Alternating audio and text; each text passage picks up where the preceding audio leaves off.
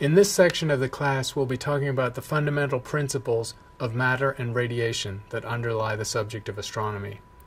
We'll talk about the structure of matter, the distinction between atoms, molecules, ions, and isotopes, and also how atoms are put together from tiny compact nuclei and large clouds of negatively charged electrons. We'll also talk about new information on the substructure of matter, indicating that protons and neutrons are not fundamental particles, but made of quarks, and hinting at an even deeper level of structure which may be interpretable in string theory.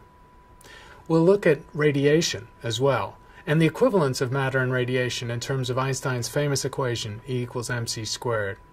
We'll consider the different forms of energy, which in the universe are interchangeable. The most profound form of energy that we'll deal with in this class is light and other types of electromagnetic radiation. They are all unified in terms of being electromagnetic waves traveling at the same speed, 300,000 kilometers per second, in a vacuum. Radiation is fundamental to how we understand the universe. Astronomers not only collect radiation, but they disperse it by wavelength into spectra, and spectroscopy is a key tool of astronomy. So we'll look at what can be learned from spectroscopy, which enables us to remotely diagnose the composition, temperature, and even density of remote astronomical objects, such as stars, compact remnants of stars, and even entire galaxies. Then we'll look at matter, and in particular the theory of gravity that underlies all the structure of the universe, from planets to stars to galaxies.